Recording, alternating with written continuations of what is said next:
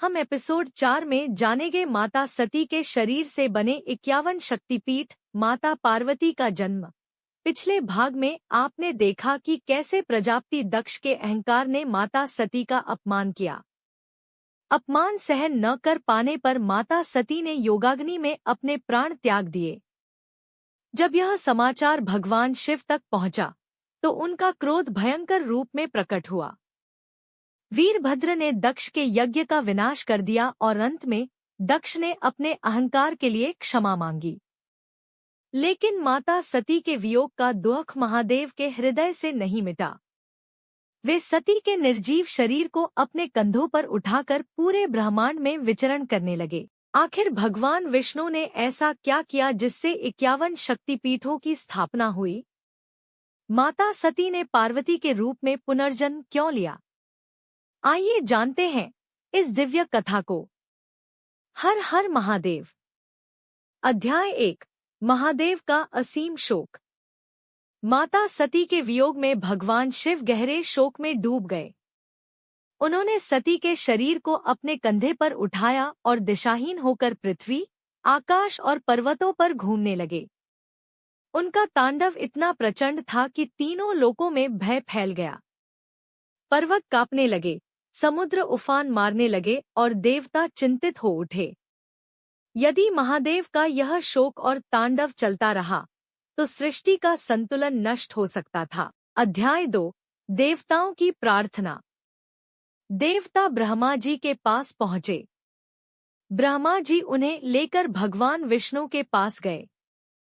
सभी ने विनती की, प्रभु, यदि शीघ्र कुछ नहीं किया गया तो सृष्टि संकट में पड़ जाएगी। भगवान विष्णु ने कहा, महादेव को उनके शोक से मुक्त करना ही एकमात्र उपाय है। अध्याय 3। सुदर्शन चक्र और 51 शक्तिपीठ। भगवान विष्णु ने अत्यंत दुखी मन से अपना सुदर्शन चक्र चलाया। चक्र ने माता सती के शरीर के विभिन्न अंगों को अलग अलग स्थानों पर गिरा दिया। जहां जहां माता सती के अंग, आभूषण या वस्त्र गिरे, वे स्थान दिव्य शक्ति से पवित्र हो गए। यही स्थान आगे चलकर 51 शक्तिपीठ कहलाए। आज भी करोड़ों श्रद्धालु इन शक्तिपीठों में माता के दर्शन के लिए जाते हैं और अपनी मनोकामनाएं पूर्ण होने की प्रार्थना करते हैं। अध्याय 4। महादेव की समाधि। सती का शरीर पृथ्वी पर नहीं रहा, लेकिन उनका वियोग महादेव के हृदय में बना रहा। भगवान शिव हिमालय की एक गुफा में चले गए। उन्होंने संसार से अपना संबंध लगभग समाप्त कर लिया और गहरी समाधि में लीन हो गए। देवता चिंतित थे, क्योंकि शिव के बिना सृष्टि का संतुलन अधूरा था। अध्याय 5। माता पार्वती का जन्म। उसी समय हिमालयराज और उनकी पत्नी मैना के घर एक दिव्य कन्या ने जन्म लिया।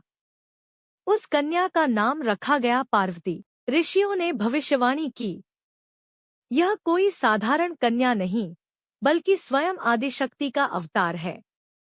भविष्य में यही भगवान शिव की अर्धांगिनी बनेगी। बचपन से ही पार्वती का मन भगवान शिव की भक्ति में लगा रहता था। उन्हें ऐसा लगता था जैसे उनका शिव से कोई अनादि संबंध हो। समापन। लेकिन एक और बड़ा संकट आने वाला था। एक असुर था जिसका नाम था तारकासुर। उसे ऐसा वरदान मिला था कि उसका वध केवल भगवान शिव के पुत्र के हाथों ही हो सकता था। लेकिन महादेव तो समाधि में लीन थे। अब देवता क्या करेंगे? क्या माता पार्वती फिर से भगवान शिव को प्राप्त करने के लिए तपस्या करेंगी? क्या महादेव पुनः विवाह के लिए तैयार होंगे? इन सभी प्रश्नों के उत्तर मिलेंगे अगले एपिसोड में। अगला एपिसोड देखने के लिए हमारे चैनल को सब्सक्राइब करें। धन्यवाद।